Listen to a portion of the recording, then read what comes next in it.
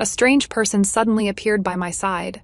She claimed to be my cousin, named Chihua, and said her parents had both passed away, so she came to seek refuge with my family, bringing her fortune with her. She brought our whole family from the small village into the prefecture city. Dad and Mom were overjoyed, treating her as an honored guest in our home. But I clearly remember, our family never had a relative named Chua. This cousin had clearly appeared out of thin air at our doorstep. Chihua brought our whole family into the prefecture city, rented a small courtyard, and even helped Dad and Mom rent a small shop for them to run a little business. The whole family was overjoyed, deeply grateful to her. Except for me. I firmly believed Chihua came to our home with ill intentions. The storyteller's tales said that before spirits and demons harm people, they always offer some sweetness first. Dad, Mom, and my brothers and sisters were blinded by the sweetness Chihua offered. I warned them again and again not to trust Chihua, but only got scolded and beaten in return. I, Zhao Sanni, am irreconcilable enemies with this demon. But in truth, there wasn't much I could do. Chihua's daily pastime was tormenting me. When I swept the floor, she would always throw a bunch of random junk around. When I did embroidery, she would mock and ridicule my embroidery frame. When I cooked, she would nitpick at the stove, finding fault with everything. Every time I got so mad, I stomped my feet. What awaited me was either Dad's slap or Mom's scolding. I hate this. Yet none of those Taoist priests under the overpass were reliable. I hired 3 of them in a row to come investigate my home, and they all told me there was nothing wrong. These Taoist priests are utterly useless. That was my secret savings I'd been stashing away for so long. Chihua smiled smugly, standing behind the Taoist priest, and silently mouthing, "So useless," at me. Provocation. This is blatant provocation. When I was sweeping the yard as usual, Chihua threw a handful of sunflower seed shells in front of me. I took a deep breath and barely managed to calm myself down when a sunflower seed shell hit me right between the eyebrows. I just couldn't hold back my anger anymore, rushed up to Chihua and glared at her. Chihua sat on the lounge chair, one hand propping up her face, the other pinching my cheek. Little Sanner, at such a young age, don't have such a big temper. Suffering losses is a blessing, you know. I slapped her hand away expressionlessly. Before I could calm myself down, Dad's palm leaf fan-sized hand had already smacked the back of my head. "You damn girl, your cousin brought our whole family to the city to live like gods, and she is just messing around with you. How dare you give her attitude?" Dad kept apologizing to Chihua with a smile, and pressed my head down to make me apologize to Chihua. I stiffened my neck and refused. Mother stood under the corridor, her face full of disapproval. Zhao Cheng and my sisters pointed at me, their giggling, making me both embarrassed and furious. My eyes misted over, my nails nearly digging into my palms. Besides anger, there was also despair. My family had all been bewitched by this demon. I was alone and powerless. Was I going to serve this demon for the rest of my life? Seeing that I still hadn't moved, Father looked around, grabbed the broom, and was about to beat me. I crouched down, covering my head, only able to hear Chihua's languid voice. "Why must Uncle beat the child in front of me? There are clearly capable people in this household. Yet every time you insist on ordering around Sanni, who can't do anything. I suppose I've overstayed my welcome, and Uncle is finding ways to drive me out." I glared at Chihua with resentment, thinking how strange this person was. Always getting me beaten, yet playing the good person whenever Father hit me. Chihua didn't look at me, just adjusted her hem and lifted her foot to leave. Father and Mother couldn't be bothered to beat me anymore, and chased after Chihua to stop her, rubbing their hands and putting on apologetic smiles in front of her. "Chihua, Uncle would never look down on you no matter who else he might. Sanni is used to doing housework at home, so much better than her brothers and sisters. That is why we let her handle all the chores." Seeing the expression on Chihua's face, growing increasingly unpleasant, Mother hurriedly pulled Father behind her and put on an apologetic smile toward Chihua. "Chihua, whoever you think does the job to your liking, the work will be given to them from now on. Our whole family only lives such good days because of you, so naturally you have the final say in this household."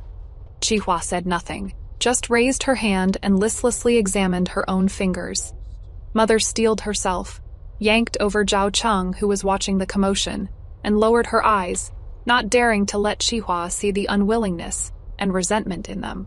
You've praised Cheng'er before for being quick and efficient, so from now on the cleaning chores will be given to Cheng'er.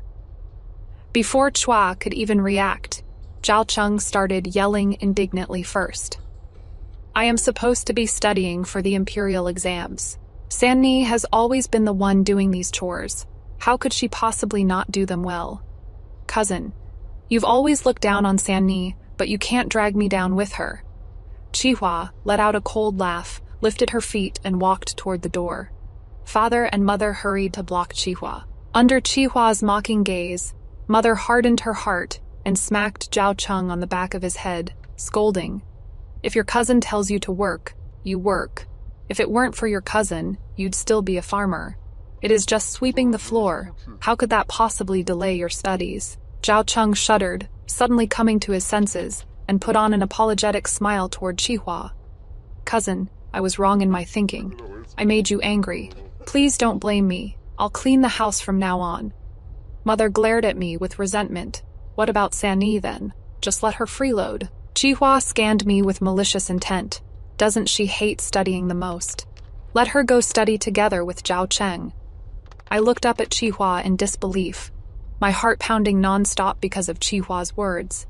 Yet, I couldn't see Chihua's expression clearly through my tear-blurred eyes. Mother and Zhao Cheng were like bristling hedgehogs, glaring fiercely at me, Mother rubbing her hands while looking at Chihua. She is just a worthless girl. How is she worthy of studying? Zhao Cheng yelled. Women have always only read lessons for women and admonitions for women. What kind of propriety is it to let her study? The smile on Chihua's face turned cold. This old lady wants to torture her with studying. It is this old lady's money being spent. What is it to you? Dare to run your mouth again, and you won't need to study anymore. Zhao Cheng tugged at Mother's sleeve, stomping his feet in anger. Mother, I don't want to study together with Sanni. Her clothes are all patches. I'd be laughed to death. Mother held Zhao Cheng and coaxed him, while still finding time to viciously glance at me. All right, all right. All right, if you say no, then no. Mother won't let you be laughed at. Father and Mother didn't dare to compete with Chihua either, so in the end I still went to study together with Zhao Cheng. Before leaving, Chihua kept frowning at the old clothes I was wearing. No patches, but so long they dragged on the ground. Then grabbed me and headed to her room. While Chihua was changing me into fitting student clothes, she fiercely said to me, "Don't think I am sending you to school to have a good time. You must firmly remember everything the teacher says, and you must rank at the top in exams. Otherwise, when you come back, I'll smack your palms." I followed Chihua's gaze to the ruler with holes in it beside her, my whole body trembling, and the gratitude that had just risen quickly sank back down. So she really was sending me to school just to torment me. Because of the ruler's intimidation, I didn't even notice the clothes Chihua had changed me into. Once we were out the door, Zhao Cheng's face was completely transformed with envy, and he said to me sourly, "Cousin Chua really does dote on you. Not only does she not make you work, she even made such beautiful new clothes for you, a little girl." Only then did I carefully examine the clothes on me. Brand new fabric. No patches, wearing it felt like a cloud. It was countless times better than the stiff, heavily patched hand-me-downs from my eldest and second sister that I used to have to wear. Zhao Cheng didn't wait for my answer. Seeing me carefully smoothing out the wrinkles on my clothes, he shoved me indignantly. "Damn girl, Chihua let you come to study and you actually dared to come. Do you know how much silver it costs to study?" Mother said all that silver should have been mine. The more Zhao Cheng spoke, the angrier he got. He shoved me hard again, pushing me to the ground, and looked down at me from above. "You are spending all my silver. You'd better remember to pay me back tenfold later. Otherwise, I'll make you pay." I looked at the mud stains on my new clothes that wouldn't brush off, and my expression darkened. Zhao Cheng was still yapping non-stop. I threw a punch, and 2 streams of blood gushed straight out of Zhao Cheng's nose. He covered his nose, stunned for a moment before yelling at me, "Zhao Sanni, Have you lost your mind? How dare you hit me? He swung his fists at me, but I tripped him, and he fell to the ground. Zhao Cheng had been so spoiled by our parents that he never lifted a finger and couldn't tell one grain from another. In a real fight, how could he compare to me, someone who used to carry firewood down from North Mountain all the time? I straddled Zhao Cheng and swung my fists left and right. At home you bully me, and with father and mother backing you up, I put up with it. But you still dare to bully me outside. You must be blind. At first, Zhao Cheng still had the strength to yell back. Zhao Sanny, how dare you hit me? Just wait till I tell Dad and Mom, they'll whip you. I hit even harder. Go ahead, we siblings have plenty of time alone together. However many times they hit me, I'll pay you back double. While hitting him, I suddenly spotted Chihua's figure at the street corner. I shuddered all over, suddenly remembering Chihua's warning about hitting my palms if I didn't study well. I hurriedly grabbed my book bag and ran toward the school, not forgetting to throw harsh words at Zhao Cheng. I'll let you off today, but I mean what I say. Try me if you don't believe it. Studying is something that brings both pain and joy. The joy comes from gaining understanding through studying.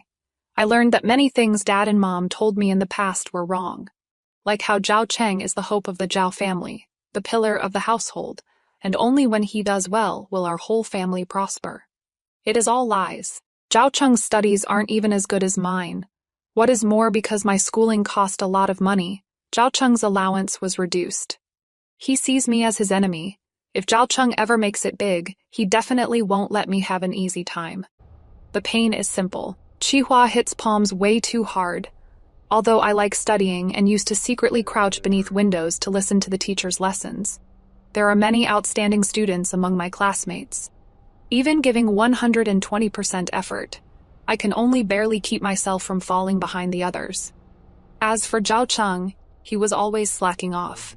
So naturally, he couldn't compare to me at all. Chihua didn't care about any of that. As long as I couldn't answer her questions, what awaited me was a smack on the palm. Strangely enough, Chihua had a very gentle face, yet when she hit someone's palm, she was terrifying. This world devours people, and especially loves devouring women. If you don't work hard yourself, no one will come to save you. The ruler fell on my palm, and my hand immediately swelled up red, burning with pain. But I couldn't bother crying out and hurriedly pressed on with my questions. Why does this world love devouring women? Can studying save me? Chihua's expression was a bit strange, as if sad yet also nostalgic. Studying only helps you understand reason. This world has two different sets of expectations for men and women. If you grow according to the expectations set for women, you'll end up being devoured clean. But I still liked having Chihua check my schoolwork. She would dress me up as her little servant boy, take me to the farmlands, point at the hard-working farmers, and whisper softly in my ear. Look at those farmers, what do you see? The teacher had taught this before, so I immediately felt confident, reciting bookishly while swaying my head, sowing in spring and harvesting in autumn. We can eat our fill all thanks to the hard-working farmers. Every bowl of porridge and rice should remind us how hard it is to come by. Chihua didn't hesitate to give me a flick on the forehead. Wrong. Then what should it be? Chihua's voice dropped even lower. Every emperor throughout history has claimed to value agriculture. But if they truly valued it, they should have found ways to make life better for the farmers. Chihua gestured for me to look at the bony spines of those farmers. But look, the high officials and nobles who don't do any real work have big pot bellies, while they toil their whole lives yet are nothing but skin and bones. And when it is time to collect taxes, they might even have to sell their children. Chihua grew angrier as she spoke, but soon deflated like a punctured ball, letting out a heavy sigh. Xiao Sanner, remember this.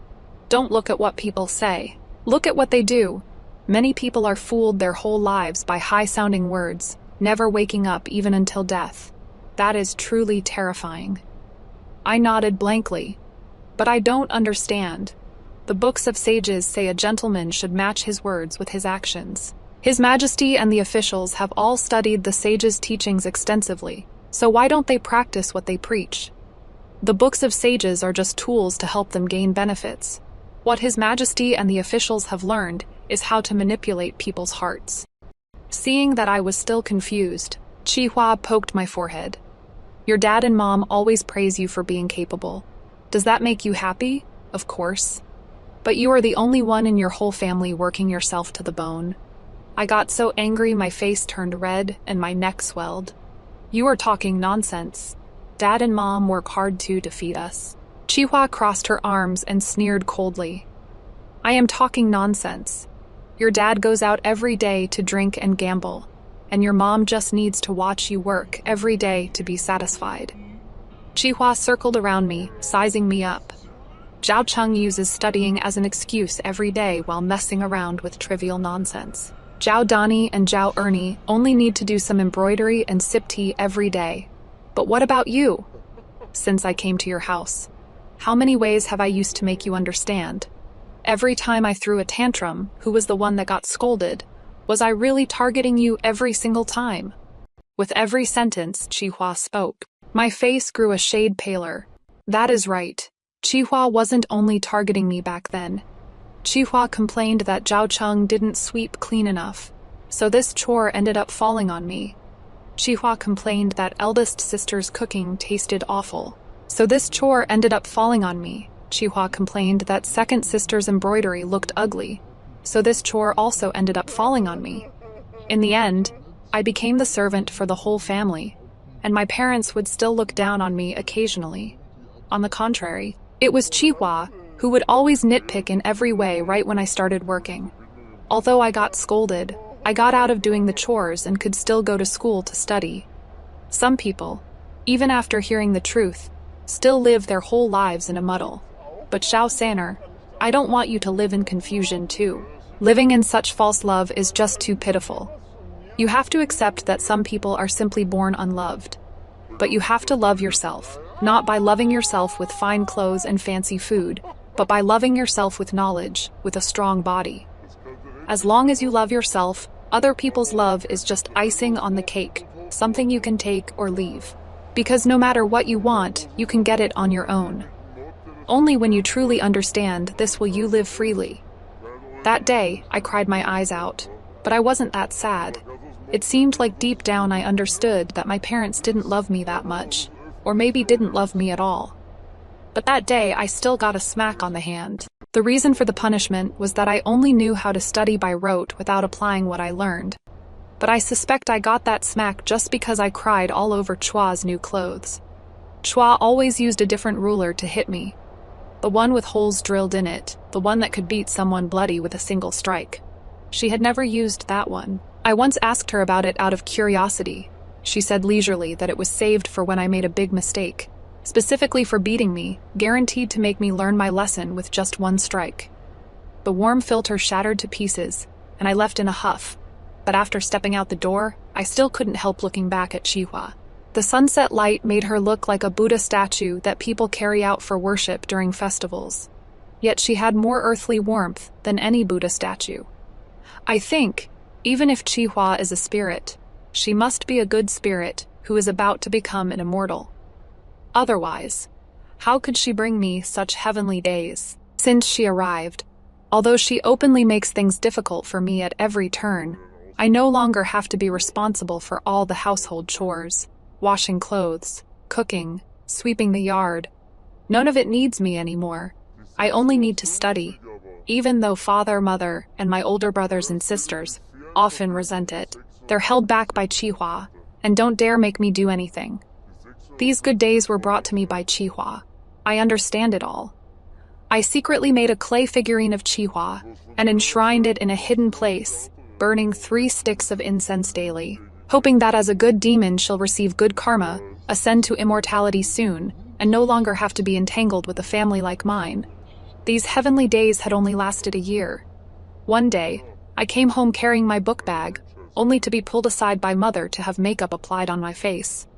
I was changed into clothes that looked bright and pretty, but actually had rough stitching, obviously shoddily made at first glance.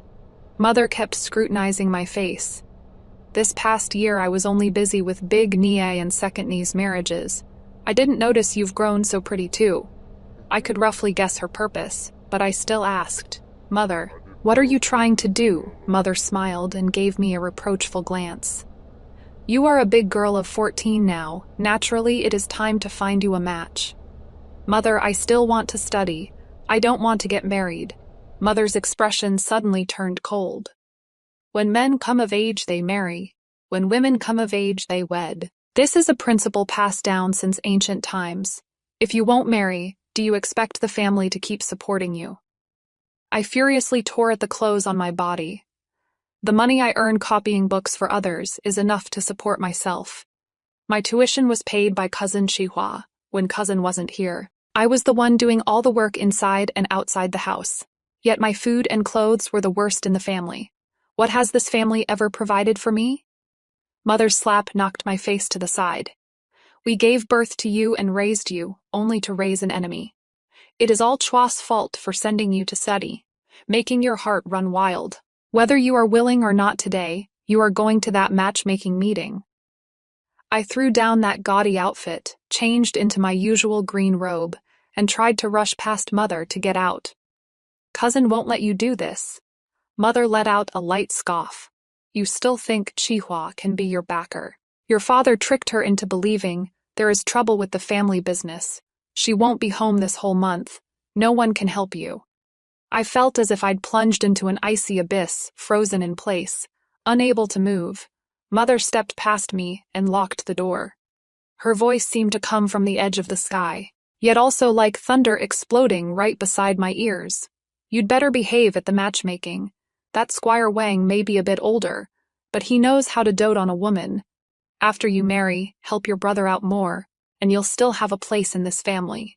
Otherwise, I'll pretend I never gave birth to a daughter like you. Mother really doesn't understand me at all. In the past, she devoted all her attention to Zhao Cheng, occasionally sparing some motherly affection for my eldest sister and second sister. I was never in her eyes. Ever since Cui Hua sent me to school, Mother rolled her eyes even higher every time she saw me, so she couldn't possibly imagine that there was a dog hole in this room for me to escape through.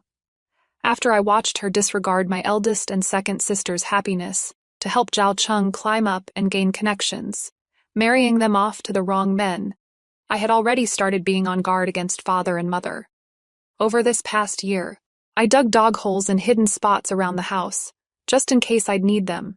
Clearly, I didn't understand Mother well enough either. When I crawled out of the dog hole with disheveled hair and a dirty face, Mother was wielding a stick in her hand and whacked me right on the back of my head. By the time I woke up again, I had already been trussed up tight and locked in the firewood shed. Mother's eyes and brows were full of smugness. A little sparrow dares to cause trouble right under an old cat's nose. What a wrong idea. My limbs were weak, and I had no idea how long I'd been tied up. I just felt pain all over my body, and my throat was parched and sore. But if I don't ask certain things, I won't die in peace. Mother, sometimes I really wonder if I am the child of your enemy. What nonsense are you saying? Then why, among the 4 children in the family, do you treat me the worst? Bullshit. I fed you and raised you this big, and now you've turned into an ingrate. Is having food and drink enough to raise a child? Among the 4 siblings at home, Zhao Cheng is the son. You and father have always doted on him the most, hoping he'll carry on the family legacy. Big sister and second sister also have your favor. They don't have to do anything, only me. I suddenly raised my head, wanting to pour out all the grievances of these 10+ years. In this family, I care about you the most. I gradually took over the housework when I was 4 or 5. But why? Why have you and father never shown me any affection? Instead, ordering me around like a servant, bossing me around, hitting and scolding me at the slightest thing. I am your daughter too.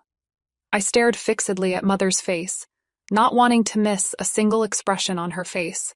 Mother just sighed softly, with a matter-of-fact look. Who told you to care about me the most? Back then, I just had to pound my back and waist in front of you, and you'd rush to take over all the housework.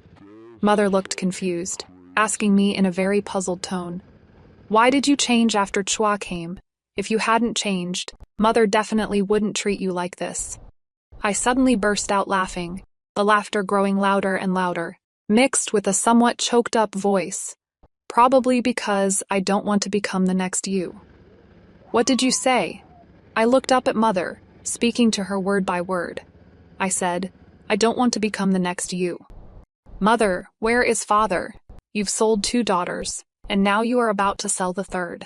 Why are you the only one coming forward to play the villain? That is right. Father has always been good at playing deaf and dumb. As long as he doesn't show up, the only person we hate is you. But Mother, why are you willing to be Father's vanguard? You are also a woman, yet you push your daughters into the same pit of fire you've been through. You married Father for Uncle's bride price. Has Uncle ever been good to you? Why, when you've already been deceived once, do you turn around and use this same reasoning to deceive your own daughters? Can't understand what crazy nonsense you are spouting. Shouldn't have listened to Chihua and sent you to school. It has made your heart go wild. Mother slapped me across the face, quickly walked out of the woodshed, her retreating figure looking somewhat like fleeing in defeat no matter how you looked at it. As I said, Mother really doesn't understand me well enough, nor does she understand Chihua well enough. She and Father see me as goods, and see Chihua as a money bag. Goods and money bags are all dead things, not worth spending any effort to understand. So they wouldn't understand that Chihua would never be tricked out by their absurd excuse of busyness, and abandon me.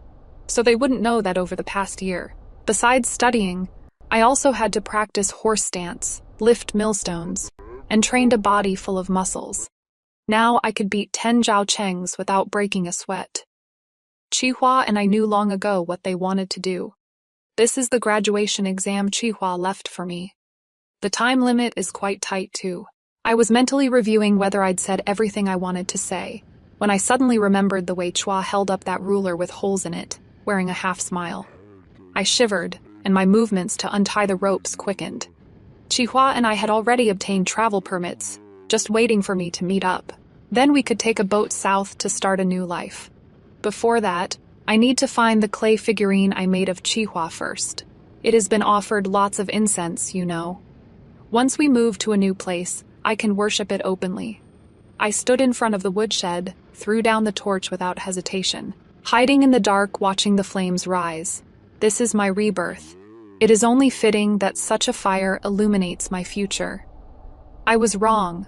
I shouldn't have lit that fire. I thought this while vomiting my guts out on the boat. I should have thought of it. Fire overcomes water. I lay sprawled over the ship's railing, pounding the deck in frustration. Chihua was so amused she couldn't help herself, reaching out to poke my forehead. At such a young age, how did you come to believe so firmly in all this? The seasickness was too intense, not even giving me a chance to argue back. Even in my daze, I was still thinking about it. How could I not believe if Chua hadn't appeared at my doorstep like a celestial being? I definitely wouldn't be living such a carefree life. Chihua brought over a bowl of sour plum soup and fed it to me. Have you thought it through? You really want to go to Lingnan. Lingnan has lots of miasma, the climate is humid and hot, and the snakes, bugs, rats, and ants are many and huge. You'll definitely cry from fright when you see them. After drinking the sour plum soup, I felt much better, filled with anticipation and longing. Yes, I want to see for myself what is so special about the lychees from a single rider raises red dust, the concubine smiles. No one knows it is lychees arriving. No regrets, no regrets. Chihua waved her palm and forearm in front of my eyes. The flying cockroaches there are bigger than my hand, and the snakes are thicker than my arm. You really aren't scared. You don't seem to want me to go to Lingnan. I looked at Chihua in alarm and asked her in a tiny voice, "Did you divine something? Could it be that something bad will happen if we go to Lingnan?" Chihua slapped the back of my head. You think I am one of those fortune-telling charlatans under the overpass, divine by finger pinching. The only thing I should be pinching is you. Chihua was a woman of her word. She immediately reached out and pinched the soft flesh at my waist first rate, at refreshing the mind and clearing the head. Chihua, how about we think about what business we should do when we get to Lingnan? I cupped my hands toward Chihua, begging for mercy. Chihua gave a light himph and let go. As long as you are not selling tofu, you can do whatever you want. I rubbed the pinched spot on my waist while grimacing, secretly pondering. Maybe Chua was a bean spirit. That would explain everything.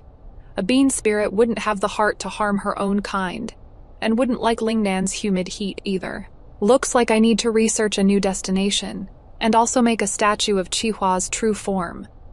The clay statue I made of Chihua was discovered. Chihua grabbed my ear, absolutely furious. I was furious too. Why does the school only teach book learning? Have they ever considered that not everyone can pass the imperial exams and become high officials? Besides studying, shouldn't they at least teach people a trade to make a living? I never learned sculpting. It is not my fault I made the divine statue so you can't make out the features. And besides, my heart in worshipping her is completely sincere. How could it be as bad as she says, that the statue I made is 12 parts ugly out of 10? While Chihua turned around to look for the ruler, I kicked a few peanut-shaped mud balls by my feet under the bed. Amitabha, thank goodness she didn't notice these. If she found out I'd molded her true form into this, she'd probably throw me into the river. Also, thankfully, my pastry-making skills are top-notch. The pastries I made using the boatman's small stove had Chihua beaming with joy. I propped my face up with both hands, gazing expectantly at the distant river surface. Chihua, I want to change my name. Sure, have you thought of a name? Of course, Zhao Qinian. How is that? I am keeping my surname to remind me of the life I used to live. The Qi is after you. You changed my fate. From now on, year after year, we'll never be apart. Chihua nodded gently and stuffed lots of pastries into her mouth. Thinking this way, I wouldn't notice the redness creeping up at the corners of her eyes. Chihua, when we get to Lingnan, how about we rent a little shop to sell pastries? Chihua scrunched up her face, as if instinctively wanting to tease me, but her mouth was too stuffed with pastries to speak. I handed her a cup of tea, pretending to look surprised. What, you actually think it is a great idea? Well then, I'll just have to go along with you. I ran off as soon as I finished speaking, leaving Chihua behind flailing about. Lingnan is really fine. I really can't bring myself to praise Lingnan during this season in good conscience. Never mind the outrageous number of snakes, bugs, rats, and ants. They're actually so damn huge. My God, feels like they're bigger than me. Lingnan is also always rainy and overcast. At its worst, you can go a whole month without seeing the sun. Damn it. My clothes have been hanging to dry for a month. They've gone stinky. Ugh. I threw out the stinky clothes while retching. Chihua was laughing so hard she rolled on the bed, not forgetting to grab another plate of pastries. But Lingnan is still nice. There are many things I've never eaten or seen before. The lychees that made me drool so much back then, I can now eat to my heart's content. Because of this, I've created many improved pastries. The pastry business is booming. I am already planning to gild Chua's statue with a small golden body. Nowade's Lingnan is full of outsiders, so Chua and I don't really stand out. It is not like no one has had their eyes on us, two weak women. But Chihua publicly performed a tale of an extraordinary woman lifting a cauldron, and I performed a slaying barbarian bandits with my own hands at midnight. The security within 5 li of our little courtyard is surprisingly good. What Chihua said back then really makes so much sense.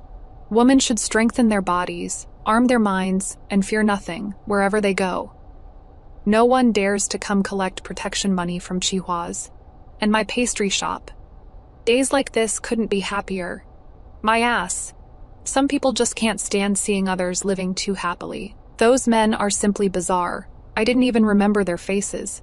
Yet they had the nerve to tell the matchmakers with absolute certainty that we were mutually in love. The matchmakers coming to propose marriage were outrageously numerous. Chihua and I were annoyed beyond measure. Even after trying every trick in the book, we couldn't stop the matchmakers from coming. I slumped over the table, completely exhausted. Chihua, how about we just become sworn spinsters? It has been 2 months. I really can't take it anymore. Are you kidding? How old are you even? You think they'll let you go just because you become a sworn spinster? As long as there is profit to be made, they'll find every way possible to drag you, this piece of meat, into their bowl, and then devour you completely. I couldn't help but shudder, and smashed a small floral stool with one punch. Then let's fight them. The next moment, Chihua's palm wind struck the back of my head. Zhao Qinian, are you trying to die? That was my favorite stool. Crap, I got carried away in my anger, smashing whatever was at hand, and totally forgot about that. When Granny Li came looking for me, I was the only one in the shop. I was just about to invite her into the shop for some tea when she sat down on the ground and started wailing dramatically. Zhao Qinian, you little slut. You are seducing my son and making him stay out all night. Back then, you refused our family's proper matchmaking with 3 matchmakers and 6 betrothal gifts. Yet, you seduced my son into doing this filthy business of thieves and whores. No wonder these 2 little sluts don't want to get married. They don't want to marry into just one family. I saw the front of the shop was packed with an impenetrable crowd. I smashed the teacup in front of her. She also seemed to recall my past feat of killing bandits with my own hands, timidly backed away from me a bit, then started shouting loudly again. What? Are you going to kill me to silence me? This old woman is going all out today. I am going to tear off the masks of you 2 vixens, so you can never harm anyone again. Li Posey, speaking and doing things both require evidence. You are slandering our sister's innocence with nothing but words. We can send you to the magistrate. Li Posey glared with her triangular eyes, puffed out her chest, and walked up to me. Zhao Qinian, I am saving your face right now only because my good-for-nothing son really likes you. If you settle down from now on and obediently become my family's daughter-in-law, bringing the shop with you. Her greedy gaze swept over the shop behind me. It is not like I couldn't tolerate you. Pa, keep dreaming. Li Posey took out a small, delicate pouch from her chest. When I saw the design of the pouch clearly, I froze in place. This old hag smugly raised the pouch in her hand to show everyone. Come look, everyone. This is the thing Zhao Qinian used to seduce my son. There is even her name embroidered inside the pouch. How utterly shameless. Yet no one dared to respond to her. Instead, they all backed away. When old lady Li turned to look, I had already grabbed a stool and smashed it on her head, blood splattering everywhere. All the neighbors shuddered. I took the pouch from old lady Li's hands, gently blew off the dust on it, and as far as the eye could see, everyone backed away. Everyone should know I lost a money pouch a few days ago. After searching for so long, it turns out old lady Li took it and slandered me for having an affair with her son. Heaven have mercy. I don't even know if her son's face is round or flat. I was about to wipe my tears with a handkerchief, but when my gaze shifted downward and I saw old lady Li's wretched state, I genuinely felt that even if I acted all delicate like a willow in the wind right now, it would be utterly pointless. So I simply cupped my fists and greeted everyone. Such a petty person is simply a menace to this street. Today, this humble woman boldly eliminated the pest, so please don't be afraid. All right, they looked even more scared now. My business won't just go down the drain like this, will it? I saw Chihua in the crowd, unable to contain her amusement, and suddenly I didn't care about any of this anymore. To win back these frightened customers, all I need is to launch a new pastry or a timely discount.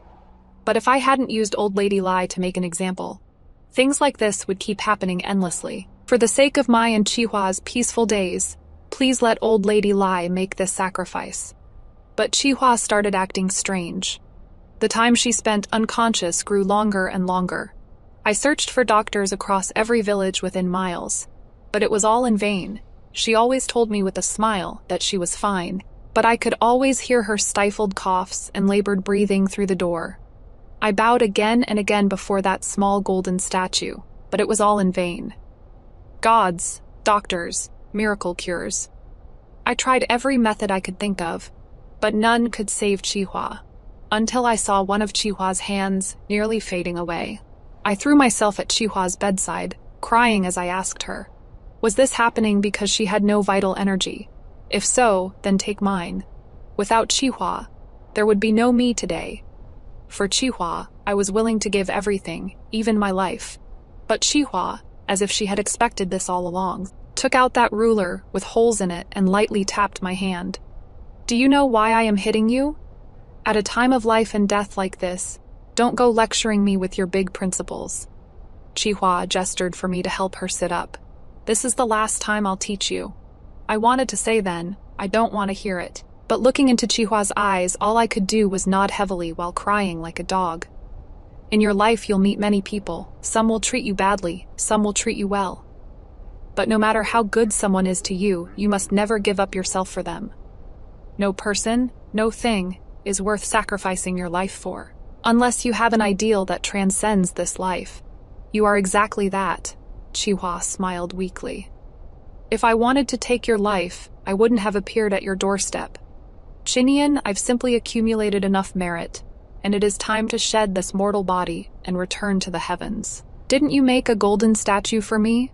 Just keep offering 3 sticks of incense daily, and consider me still by your side. Fundy Tuft cough. If someday I descend to the mortal world to have fun, I'll come find you. It is just that one day in heaven is 1 year on earth. So don't foolishly wait for me. As long as you keep my statue with you, I'll always be able to find you. My throat felt choked up. I couldn't speak, so I could only nod heavily. Chihua left just like that, and I could only believe what she said, that she had simply accumulated enough merit and returned to the heavens. It is just that every time I offered incense, I couldn't help but let my tears fall. I really am a greedy person. I thought that whether she was a spirit or a deity, with an eternal lifespan, she would definitely accompany me for a very, very long time. But the parting came so unexpectedly. If I had known, I should have... Forget it. If I had pretended to be a fool back then, and learned everything very slowly, that definitely wouldn't have been what Chihua wanted to see. I could even imagine her glaring at me with her willow brows raised in anger. Don't stop your steps for anyone. Thinking of this, I wiped away my tears and devotedly cleaned Chihua's statue. Look, I've learned very well.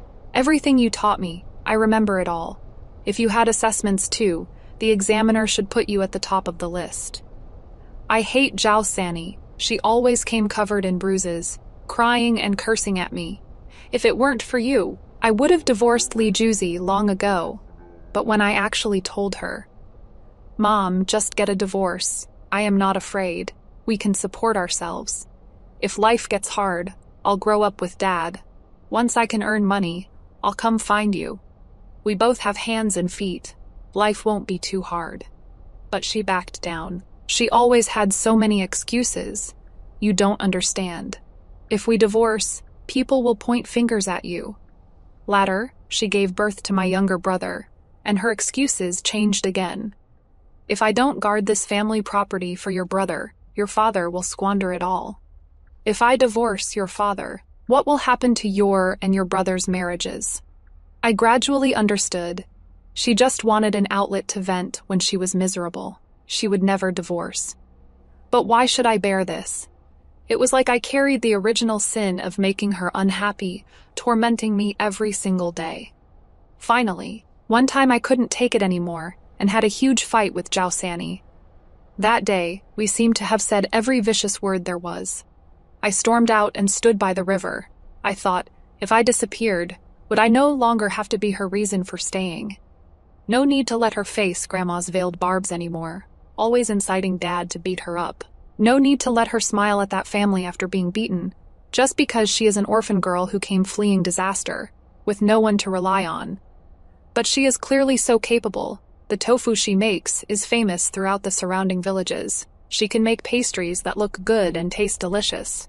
She can tend to all the family's fields by herself. She always keeps the house spotless, with everything in perfect order. She is clearly so capable, yet she is still trapped by that family. Is it because of me and little brother? Then I'll just disappear with him. Yay, I should disappear together with little brother. Just as I wanted to turn back home to bring little brother out with me, a voice sounded in my ear.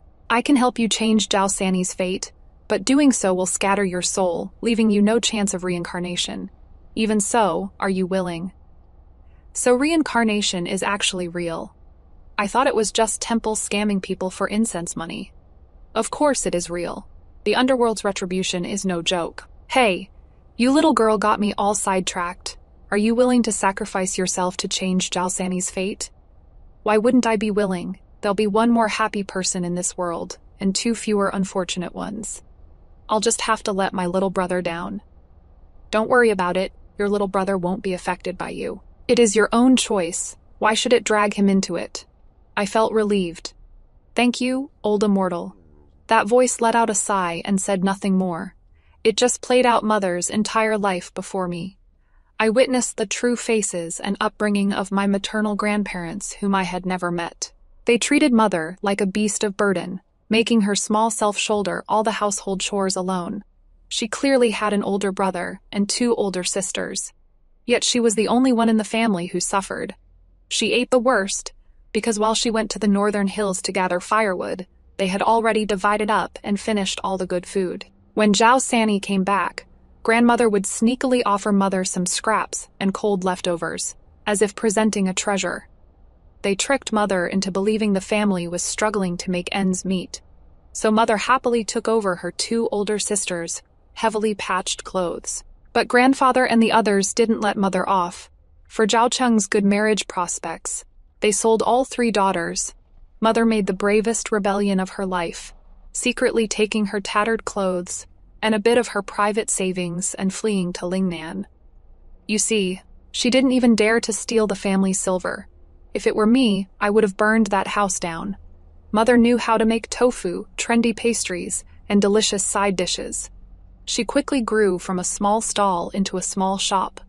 But old Lady Li came to her door and slandered Mother, claiming she was having an affair with Li Juzi. The neighbors pointing and gossiping wore down Mother's straight spine into bean curd dregs. Mother gave in. Old Lady Li effortlessly got the shop that Mother worked so hard to build. She also brought in a scapegoat for herself, a servant that costs nothing. No one cursed Old Lady Li for being shameless. They only bullied my honest mother, saying she was improper. In fact, they were also eager to follow Old Lady Li's example, to find such a daughter-in-law for their own families. My wonderful mother, who always gently made snacks for me, who always held me and taught me lessons through little stories, was bullied by them for most of her life. They only cared about their own interests, regardless of what harm they caused my mother, and no one saw the shining soul beneath my mother's countless scars. In a world like this, there is nothing to regret about having my soul scattered. Besides, I can save my mother, that voice asked me, seeing as you are a filial child. You could go to after your mother gets married. That way you'd still have a chance to reincarnate. If I want to save someone, I should help her eliminate the dangers. How could I only appear after she has suffered through everything? Have you thought it through? I've thought it through, and so I appeared in front of my maternal grandfather's house and met my 10-year-old mother. She is really hard to teach. She even found a Taoist priest to exorcise me. Zhao Sanni is a big idiot. Never mind, she is actually very smart. When a sincere love was placed before her, she quickly understood the deception of her maternal grandfather and the others. I knew it. My temperament of wanting to set a fire before leaving couldn't have come from nowhere, but she still chose Lingnan.